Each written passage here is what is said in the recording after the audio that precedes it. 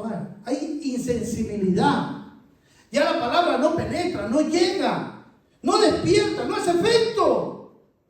Al punto que les pesa la boca para decir gloria a Dios, ven Señor Jesús.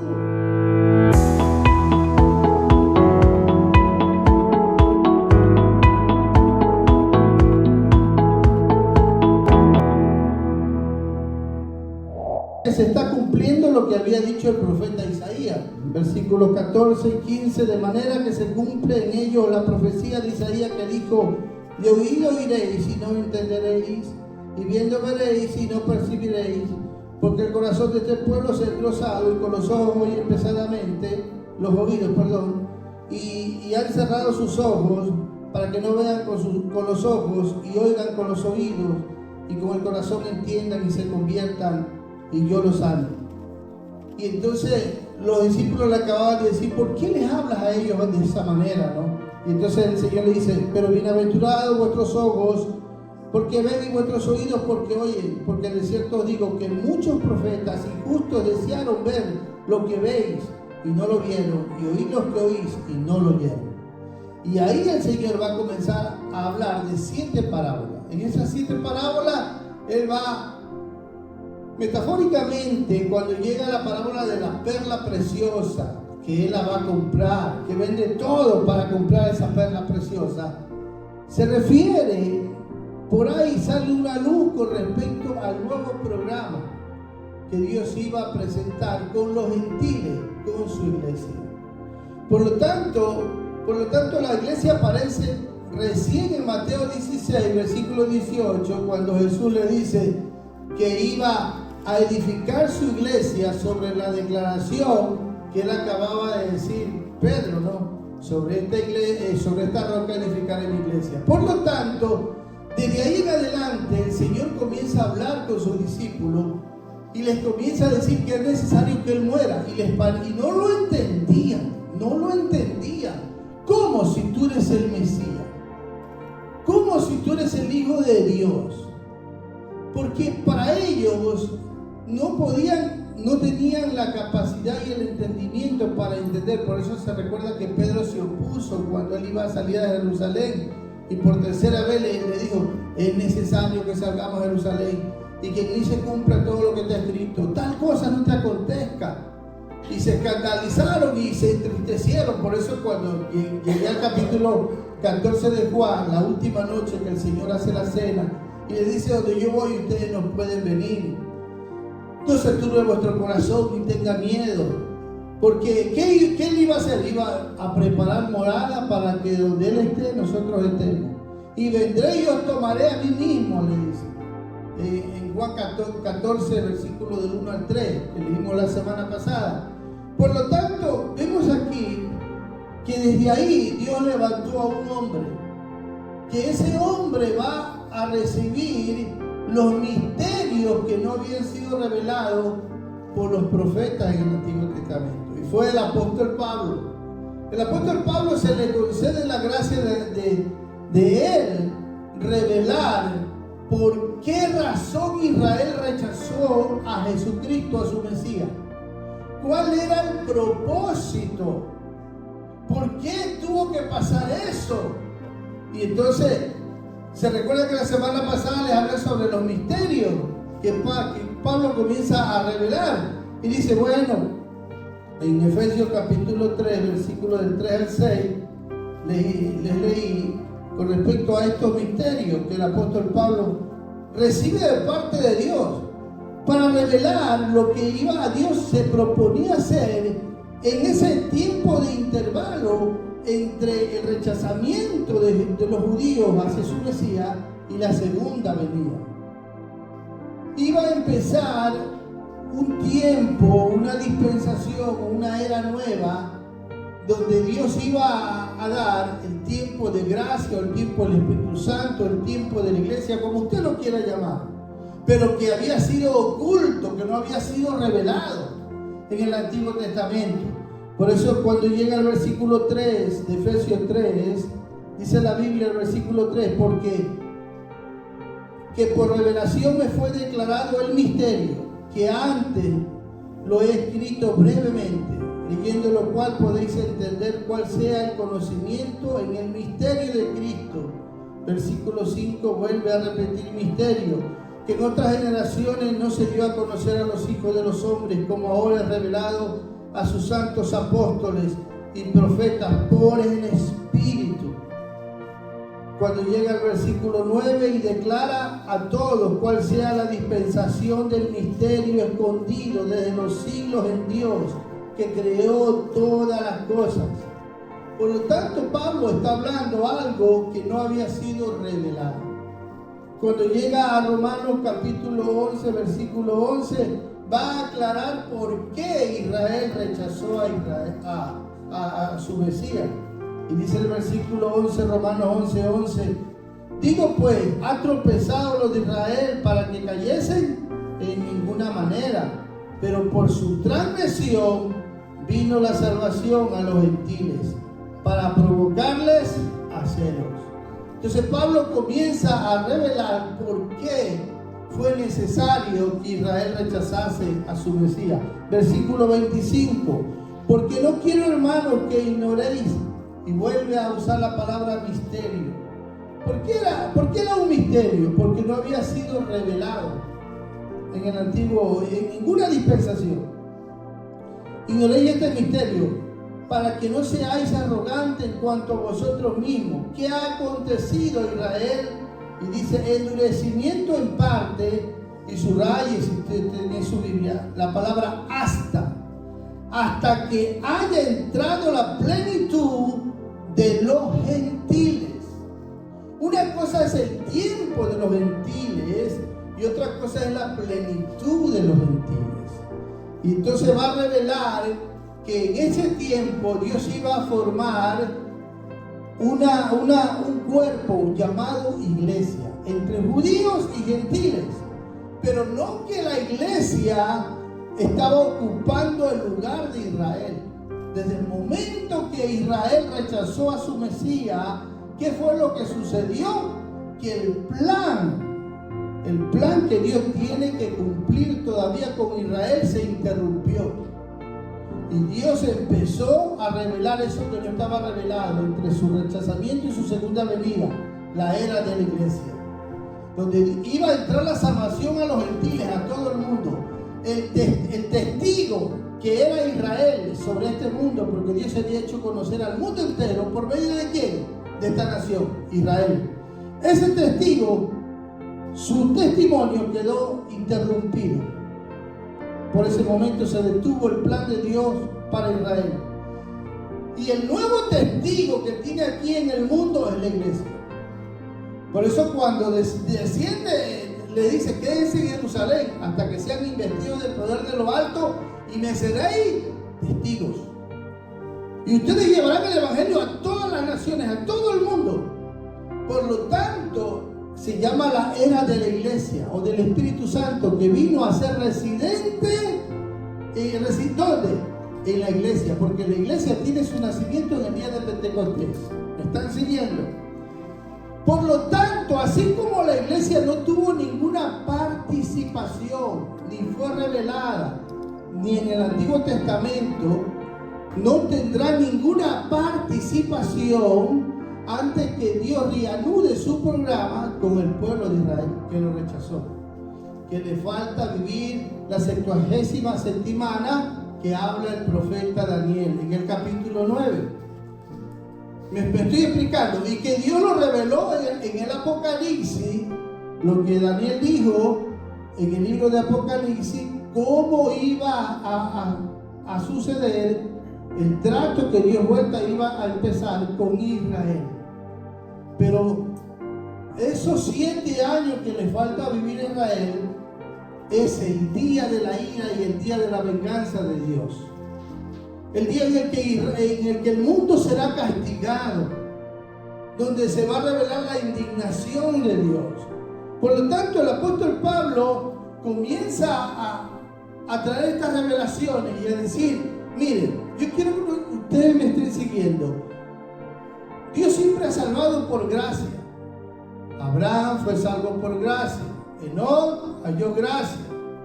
Y así Isaías, y así los patriarcas, y así los profetas pero ninguno de ellos forma parte de la iglesia.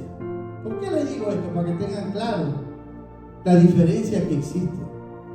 Ellos son salvos, pero no entran en el programa que Dios tiene con la iglesia, donde iba a entrar la salvación a todos los gentiles. Por eso es que tenemos que entender estos misterios. Todo aquel, ahora cuando aquí dice hasta que la plenitud de los gentiles, quiere decir que hay un número que Dios conoce y Dios sabe que van a formar parte de ¿quién? De la iglesia. De la iglesia. Y cuando llega a convertirse el último gentil que tiene que formar parte de la iglesia de Cristo, entonces se acabará el programa que Dios tiene con la iglesia. No que no va a haber salvación después, sí va a haber salvación. En Apocalipsis habrá salvación, pero para aquellos que van a ser mártires. ¿Por qué? Porque en ese tiempo van a comenzar a creer en Cristo y se van a comenzar a arrepentir, pero ninguno de ellos también formará parte de la iglesia. Es un programa diferente. Por eso es que nosotros tenemos que ser sabios y entender que los patriarcas, los profetas, ¿forman parte de la iglesia? No, ellos forman parte del pueblo de Israel, que era el testigo de Dios aquí en la tierra hasta que Cristo vino y lo rechazaron. Y Dios empezó un nuevo programa, formando un nuevo cuerpo entre gentiles y judíos, llamado la iglesia. Y vino el Espíritu Santo. Pero la Biblia da testimonio en 2 de Tesalonicenses, y les había dicho sobre el primer viaje misionero de Pablo en el capítulo 13, el segundo en el capítulo 17 de los Hechos. Y cómo Pablo comenzó a revelar sobre cómo Dios iba a terminar este programa con la iglesia. Y es Pablo que comienza a revelar sobre estos misterios y habla sobre otro misterio, que una cosa diferente, cómo el hombre puede entrar a la presencia de Dios, y que no es por muerte, sino por un traslado, en un abrir y cerrar de ojos. Una nueva manera de llegar a Dios. Y lo comienza a revelar en 1 Corintios capítulo 15, versículo 51. Bueno, aunque ahí habla sobre lo que es la resurrección, porque a muchos les parecía increíble creer sobre la resurrección. Les parecía increíble creer sobre la traslación, sobre el arrebatamiento. Pero al hombre que Dios les comienza a revelar, por eso que en la primera carta de Tesalonicenses, en el capítulo 4, él dice: no quiero, hermanos, que ignoréis acerca de los que duermen en Cristo. Porque muchos estaban bien entristecidos, estaban siendo perseguidos, muchos habían muerto. Entonces cuando Silas y Timoteo le van y le llevan el informe, ¿cómo está la iglesia de Tesalónica? Y dice: están asustados, están tristes, porque muchos están muriendo. No, porque él estaba en Corintio. Hechos capítulo 18, versículo 5. 1 año y medio Pablo estaba ahí en Corintio predicando. Y llega Pablo y Silas le dice: están diciendo que ellos están viviendo en el día del Señor. Y entonces Pablo se preocupa y envía su segunda epístola de Tesalonicenses, escribiendo y aclarando, hermanos, que no se dejen mover, no se dejen entristecer, llenar de temor, porque no estamos viviendo todavía el día del Señor. Porque todavía tenemos que esperar, y comienza a explicarle. Primero tiene que venir la apostasía. El mundo tiene que estar en apostasía, preparado para recibir al hombre de pecado, al anticristo. Pero no se va a poder manifestar, le dice. Y usted lo lee esto en su casa, en el capítulo 2. ¿Cuánto está leyendo la Biblia? Lo que estamos estudiando es importante, hermano. Y entonces dice: pero no se va a poder manifestar hasta que el que impide sea quitado de en medio. Y yo creo que el que impide la manifestación del hombre de pecado, del inicuo, del anticristo, tiene que ser uno mayor que el mismo anticristo. Tiene que tener más poder que el anticristo, más poder que Satanás. Y ese es el Espíritu de Dios. Por eso es importante que entendamos que usa un pronombre personal masculino, cuando dice Él, el que impide, ¿no? Entonces, y es el Espíritu Santo de Dios, porque ahora el Espíritu Santo de Dios le ha dado un adelanto a la iglesia. Todo aquel que es iglesia tiene una caparra, amén, un adelanto del Espíritu Santo. Y cuando el Señor suceda el arrebatamiento, será la acción reversiva del Espíritu Santo, levantando a la iglesia, a todo aquel que cuenta con esta caparra, con este adelanto que tiene el Espíritu Santo de Dios. Y entonces, resumiéndolo así, hasta ahí nos habíamos quedado con respecto a 2 de Corintios capítulo 5, y ahora sí habla la Biblia. 2 de Corintios capítulo 5, que nos habíamos quedado en el versículo 5. Mas el que nos hizo para esto mismo es Dios, quien nos ha dado las arras del Espíritu, que es el adelanto del Espíritu Santo, el sello, amén.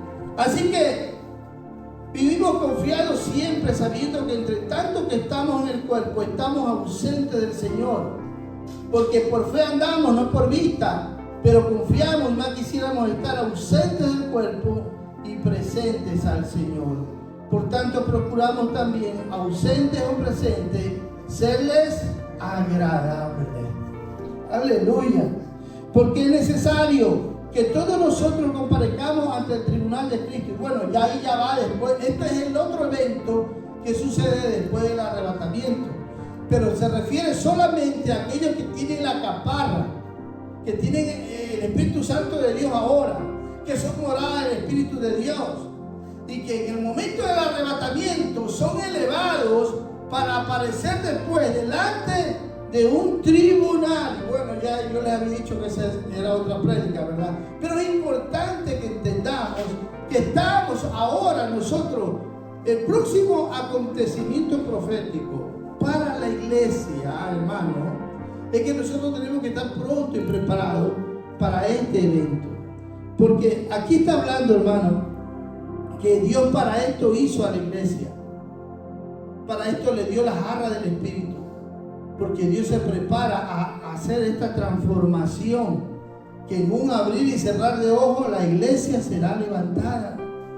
Y esto no fue revelado ni en el Antiguo Testamento. En el Antiguo Testamento fue revelado la segunda venida. Por eso le había dicho que el arrebatamiento viene comparado como un ladrón, que viene improvisamente, en un abrir y cerrar de ojos. Pero Pablo dice, nosotros como iglesia somos del día, no de la noche. Así que a nosotros no nos puede coger el arrebatamiento desapercibido, sino que nosotros somos conscientes que tenemos que estar alerta. Y Él se pone, sea presente o ausente. ¿Por qué ausente? Porque parte de la iglesia ya está ausente del cuerpo. Están en los sepulcros. Están esperando al Señor. Estoy explicando. Pero habemos otros que fueron. Ahora, lo importante es estar seguro que usted forma parte de la iglesia. Que usted cuenta con el adelanto, con el Espíritu Santo. Eso es lo importante, hermano. Lo importante es porque el Espíritu Santo, no todo, en otras palabras, no todos son iglesia, hermano. No todos son iglesia. Iglesia es aquel que cuenta ya con ese adelanto, porque se ha unido al Señor. Su cuerpo ahora es templo del Espíritu Santo. Se está guardando para Dios. Amén. Y está cada día guardándose para el Señor, porque Dios va a cumplir su promesa. Fui a hacer morada para ustedes y nos quedamos sobre el hogar celestial, ¿verdad? Esa es la promesa y Dios cumple sus promesas, hermano. Yo creo, hermano, que mire, la ciencia está asombrada, porque la ciencia está descubriendo mucha matemática en los códigos del ser humano. Entonces, usted se imagina que solo la huella digital, este código de la huella digital, me hace único en el mundo entero. No hay nadie que tenga una huella digital igual a la mía, e igual a la suya. ¿Sabe qué está diciendo Dios? Ustedes son únicos. Tremendo. Así es. Miren que hoy están haciendo una configuración solamente con el color del iris del ojo. La ciencia. Hay gente que en su computadora solo ellos pueden abrir, porque la computadora le lee solamente el color del iris de sus ojos. Solo ellos pueden abrir puertas y donde hayan aplicado y guardar información. ¿Usted cree que eso hizo la naturaleza? ¿Ah? O como venimos del mono. ¿Usted cree que...? No, hermano. Aquí estamos hablando de un labor específico, bien detallado, al punto que hoy la ciencia, con una gotita de sangre, puede identificar cualquier pariente suyo. Vamos a ver si es tu hijo. Dice que no es tuyo. Una gotita de sangre. Y ya le identifican si es suyo o no es suyo. O la raíz de un pelo. Entonces todos esos códigos, nosotros somos tripartitos: espíritu, alma y cuerpo. Y yo creo que para Dios no se le hará difícil hacer ese arrebatamiento. Porque aunque si somos tripartitos, todos esos códigos, toda esa información nos hace únicos, y por lo tanto el espíritu y el alma y el cuerpo, que están siendo guardados irreprensiblemente hasta la venida del Señor, el Señor lo transforma así. No se puede confundir Dios. Y les había dado el ejemplo que ya Dios lo hizo con un hombre, con Enoc. Y si Dios lo hizo con un hombre, y también le di el ejemplo de Felipe, ¿se acuerdan? La semana pasada, que fue traspuesto mientras bautizaba el eunuco. Hermano, ¿qué hay imposible para Dios? Nada. Por lo tanto, nosotros tenemos que ser conscientes, mis santos del Señor. Ahora muchos, y les había explicado sobre que ahí mismo en 1 Corintios 15, cuando habla de esta transformación, he aquí os digo un misterio. Y el apóstol Pablo insiste con la palabra misterio. O sea, como diciendo, esto no le fue revelado a nadie. Fue solo revelado a él. Solo a él, hermano. Por eso que él cuando... Y perdónenme que yo me vaya a Gálatas. En Gálatas capítulo 1, versículo 13, versículo 11 dice: Mas os hago saber, hermano, que el evangelio anunciado por mí no es según hombre, pues yo no lo recibí ni lo aprendí de hombre alguno, sino por revelación de Jesucristo. O sea, Pablo está diciendo, a mí estas revelaciones, estos misterios, de nadie los he oído, nadie me los enseñó, sino que Dios mismo me los reveló. Por eso que esto es doctrina pura del apóstol Pablo, que es el único que nos habla de estos misterios que no habían sido revelados a nadie. Qué gloria, hermano. Qué gloria. Por eso el apóstol Pablo, cuando llega a 1 de Corintios 15, nos va a enseñar cómo Dios va a terminar el programa con la iglesia. Y lo llama un misterio. No lo llama la segunda venida de Cristo. No lo llama algo que ya era conocido, que era revelado. No. Era algo nuevo. Algo desconocido. Y dice, he aquí os digo un misterio. No todos dormiremos, pero todos seremos transformados. ¡Qué gloria! Transformados, se acabará. Nunca más tendremos miedo a la muerte, ¿sí o no? Porque ahorita tenemos un cuerpo mortal, pero en la transformación recibiremos un cuerpo inmortal. El cristiano lo que ahorita tiene es vida eterna. Lo que le hace falta es la inmortalidad. Porque Jesús dijo que Él es la vida. Y todo aquel que cree en mí ha pasado de muerte a vida. ¿Y qué vida tiene? La vida eterna. Porque el que cree en mí tiene vida. No habla en el tiempo del verbo ahí al futuro. Habla al presente. Tiene vida eterna.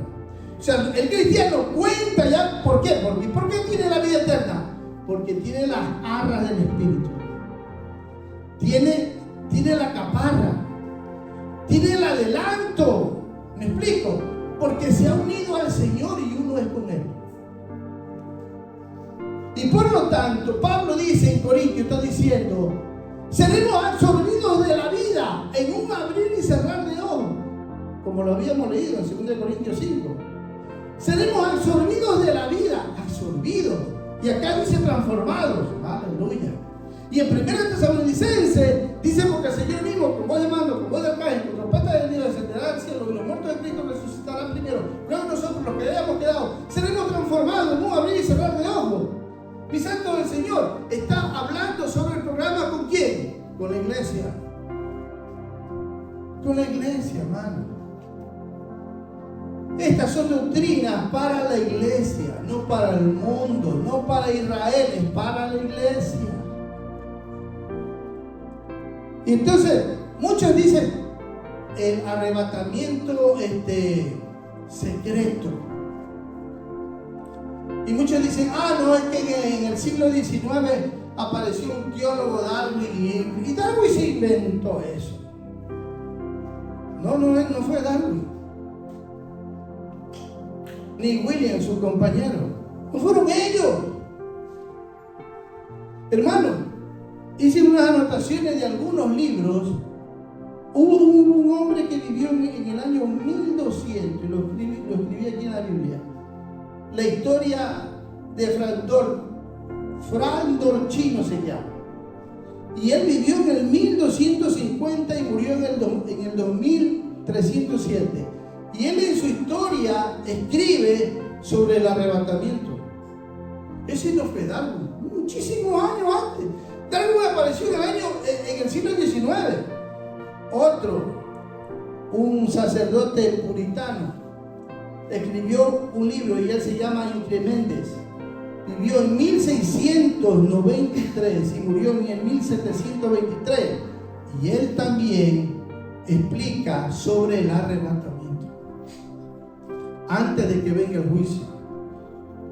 John Hill vivió en 1721 y murió en 1791. En su estudio teológico habla sobre el arrebatamiento, sobre el programa que Dios tiene con su iglesia, cómo empezó en el día de Pentecostés y cómo va a terminar antes de que empiece el día de la ira de Dios. No fue Darwin, hermano. Y así, mire, Morgan fue otro que vivió en 1722 y murió en 1795. Y hay muchísimos más, hermano.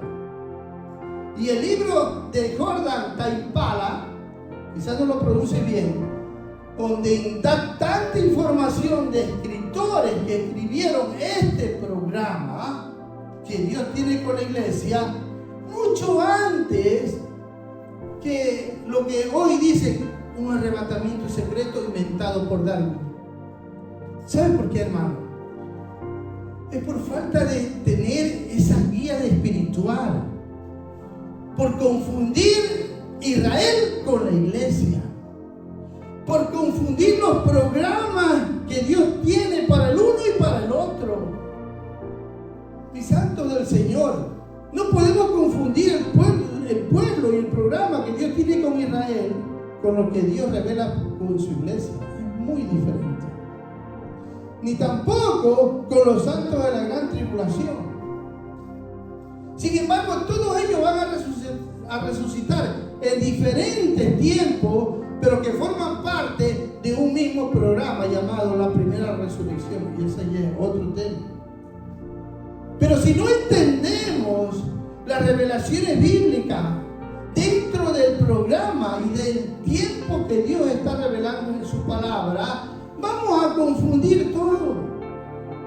Por eso usted no encontrará, Mateo 24 y 25 se refiere a Israel, no a la iglesia.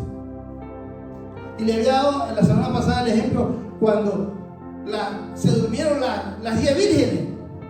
Las 10 se durmieron, pero 5 tenían aceite. ¿Y estaban esperando a quién? ¿A quién estaban esperando? Que llegue el esposo. ¿Con quién? Con la esposa. Cristo. ¿Sabe que Cristo todavía está soltero? No se casa todavía. En el arrebatamiento, Cristo viene a tomar a su esposa, porque se va a casar en los cielos. En el capítulo 19, Él regresa en la segunda venida ya casado con la esposa, con la novia. Por lo tanto es muy diferente. Y en cambio, ahí están las 10 vírgenes esperando. Y es cuando el Señor pondrá sus pies en el monte de los olivos, el juicio ante las naciones, y lo que se va a celebrar es la cena de las bodas. Yo digo, la cena de las bodas se la va a celebrar aquí, donde de verdad, hermano, el mundo va a ver y experimentar lo que hubiese sido vivir en este mundo sin pecado, porque el Señor reinará 1000 años después. Entonces, pero lo que nosotros tenemos que, por eso es que falta mucho, hermano, falta mucho. El tiempo que se está llegando a su fin no es para Israel, no es para el mundo, es para la iglesia. El tiempo final que estamos llegando es para nosotros como iglesia. Y de acuerdo a la Biblia, la posición de la iglesia, porque la iglesia no tiene señal alguna. El que tiene señal es el pueblo y la nación de Israel. Por eso que cuando los discípulos le preguntaron, Señor, dinos, ¿cuándo serán las señales de tu venida? Hablándose con respecto a Israel. Y entonces él habló sobre las señales. Pero para la iglesia no le dejó señales, porque la iglesia es el cuerpo de Cristo. Y después iba a ser revelado a través del apóstol Pablo que nosotros como iglesia somos su cuerpo, estamos unidos a Él. Amén. Que Él es la vid, nosotros somos los pámpanos. Y de esa manera, hermano, nosotros tenemos que vernos en Cristo. Nuestra identidad es con Cristo. Israel está esperando recién a su Mesías. Y nosotros lo tenemos. Lo que estamos esperando es casarnos con Él, que Él venga y nos lleve para hacer las bodas del Cordero. ¿Israel está esperando eso? Israel no. Israel tiene promesas terrenales donde el Señor va a venir, va a poner sus pies y le va a devolver toda la tierra que le han quitado. Israel tiene solo el 1% de la tierra de todo lo que en Génesis Dios le prometió a él. Y es por eso, hermano, que hoy tenemos que despertarnos como iglesia, porque de acuerdo al tiempo que estamos viviendo, hermano, donde ya se está a punto de eliminar el sistema monetario, donde ya estamos a punto, hermano, la guerra que hoy existe a nivel mundial, económica y comercial, nos está diciendo a nosotros como iglesia, ten pronto, porque pronto el sistema que habla Apocalipsis, que todo el mundo habrá un gobierno global donde va a prevalecer una marca, donde nadie va a poder comprar ni vender, sea libre, sea rico, sea esclavo, sea pobre, si no tuviese la marca. No dice si no tuviese dólares, euros, no dice así. Si no tuviese la marca, o sea, un sistema global que va a tomar. Y hoy nos estamos acercando a ese tiempo. Por eso, mis santos del Señor, lo que hoy a nosotros nos espera es que estemos pronto, hermano. ¿De acuerdo? Por eso que la Biblia de Apocalipsis no hace referencia ni la domina más a la iglesia hasta que termine el capítulo 3 de Apocalipsis. Del capítulo 4 hasta que termine Apocalipsis, el capítulo 22, no aparece la iglesia. ¿Por qué? Porque Dios reanuda su programa con Israel, que hace el pacto con el anticristo. Y el anticristo y la Trinidad satánica toman el poder en todo el mundo. Y entonces comienza a revelarse. Y ahí es cuando Dios mandará a los 2 testigos, que van a ser testigos de los 3 primeros años y medio de la gran tribulación. Los 2 testigos en el capítulo 11. Capítulo 11 de Apocalipsis, versículo 3. Y entonces estos 2 testigos van a comenzar a predicar por 1260 días. Usted solamente escúcheme, después si le interesa, vuelve a ver. Y daré a mis 2 testigos que profeticen por 1260 días, vestidos de silicio. Por lo tanto, está hablando de los 3 primeros años y medio cuando empieza la gran tribulación. A la mitad de la gran tribulación el anticristo los mata y se empieza la 7ª trompeta. Y ahí empieza a desatarse, hermano, las copas de la ira de Dios. Ay, hermano. Y por eso dice en el versículo 9, ¿Me está tomando atención? Dice el versículo, les voy a seguir leyendo, para que ustedes vean cómo, miren, hoy día los misioneros, ¿usted ve algún misionero que si le pegan él responde? No. Un misionero hasta los matan, ¿sí o no? Y nadie dice nada. Eso ni lo sacan por... En el tiempo de la gran tribulación, estos dos testigos son los misioneros de Dios. Son los dos testigos de Dios. Y si alguien quiere atentar contra su vida, miren lo que va a pasar. Ay, dice, pero el Nuevo Testamento dice que tenemos que amar a nuestros enemigos. Sí, pero en aquel tiempo no será como hoy, porque es un tiempo de juicio. Por eso en el capítulo 6, versículo 9, las almas que están siendo decapitadas por el anticristo oran y dicen: Señor, ¿hasta cuándo venga la sangre de nosotros, de aquellos que nos han dado muerte en la tierra? Una oración así en el Nuevo Testamento, sí, porque es tiempo de juicio. Y miren los dos testigos, y estos dos testigos son los dos olivos, los dos candeleros que están de pie delante del Dios de la tierra. Si alguno quiere dañarlos, sale fuego de la boca de ellos y devora a sus enemigos. Y si alguno quiere hacerles daño, debe morir de la misma manera. Estos tienen poder para cerrar el cielo. ¿Tú se imagina un misionero que diga: no quieren creer, no me quieren escuchar? Se cierra el cielo, que no haya ni lluvia ni nada. No quieren creer, fuego del cielo que les caiga. Hermanos, ¿y por qué oran estos dos testigos así? Porque es tiempo de juicio. Dice la Biblia así, dice: y estos tienen poder para cerrar el cielo, a fin de que no llueva en los días de su profecía. Y tienen poder sobre las aguas para convertirlas en sangre, y para herir la tierra con toda plaga, cuantas veces quieran. Ay, tremendo, ¿eh? Tremendo. Estos son los dos misioneros, los dos testigos de Dios que estarán predicando. ¿Sabe por qué? La iglesia ya no estará en la tierra. Nos hemos ido. ¿Y sabe a quién Dios va a levantar? A estos dos testigos y a los 144,000 que van a invadir el mundo con el evangelio del reino.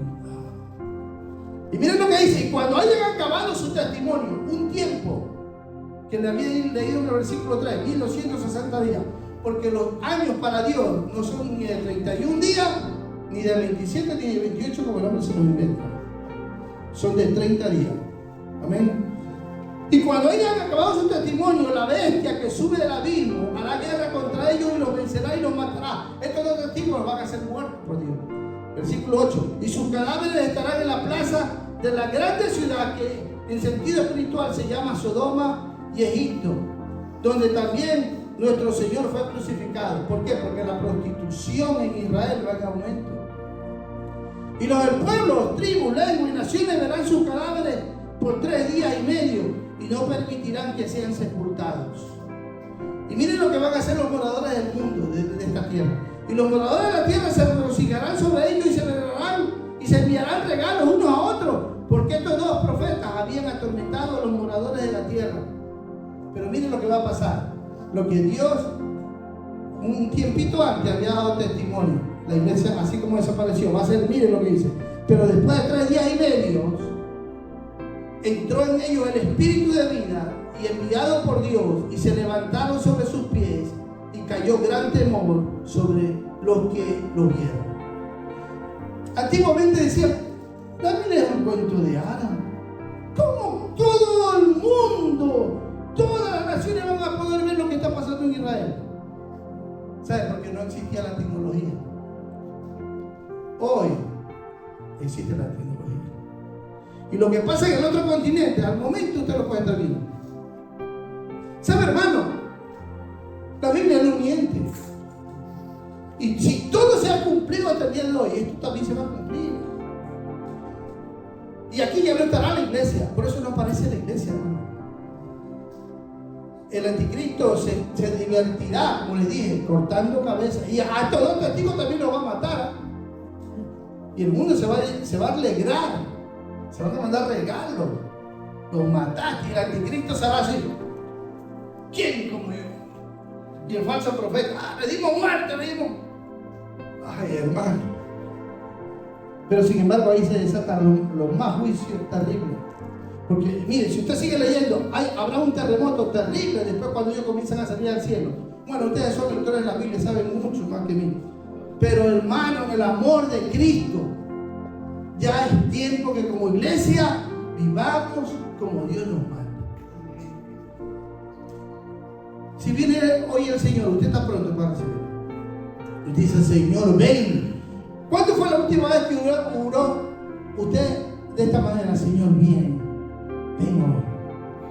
Ya ven, Señor. Ya no quiero estar en este mundo. No le aflige vivir en este mundo. Vivir en este mundo aflige, hermano. Porque usted ve todos los días solamente malas noticias, desgracia, muerte, destrucción. Todos los días. Fulano se separó, abandonó a los hijos, la guerra empezó allá. Todo es una desgracia. Todo es una desgracia. La apostasía. Hoy en día se predica un evangelio. Hoy en día existe, por eso existe la frialdad, el enfriamiento, existe la apatía, la insensibilidad dentro de la iglesia. ¿Sabe por qué? Porque hoy nos estamos identificando con la última iglesia de la Odisea.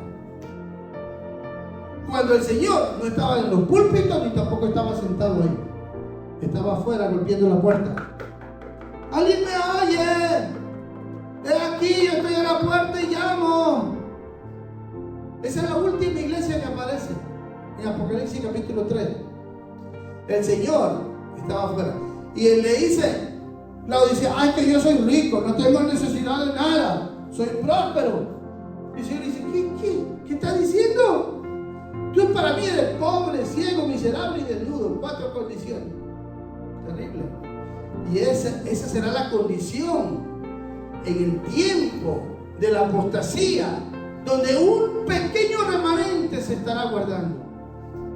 Y por eso el Señor le dice, mira, arrepiéntete. Y el capítulo 4 empieza diciendo, Juan, sube acá. Y no se domina más a la iglesia en Apocalipsis. La palabra iglesia no aparece más. Porque el tiempo para la iglesia llegó a su fin. Y Dios reanuda su programa con Israel y manda juicio al mundo. Y Israel se arrepiente al final y solo una parte se arrepiente. Y el Señor viene y pone su pie en el monte de los olivos. ¿Me he explicado, hermano? Así que en el programa para nosotros como iglesia, ya basta de estar soñando con tantas cosas.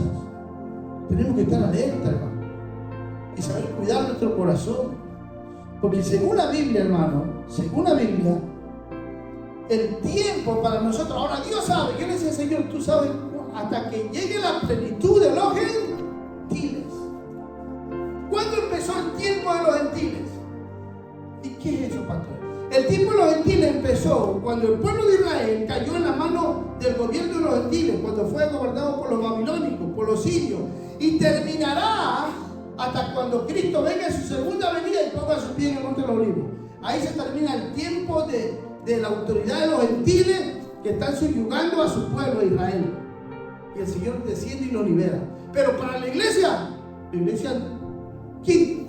En el Antiguo Testamento, ¿qué iglesia? ¿Me explico, hermano? Entonces, nosotros tenemos que conocer el plan que Dios tiene para con nosotros como iglesia. Y el plan que Dios tiene con Israel y con el mundo. No es muy diferente. Por lo tanto, nosotros en el amor de Cristo despertemos. Porque el tiempo, de acuerdo a la profecía bíblica, hoy como hoy, si es lo que estamos viviendo en un tiempo de apostasía.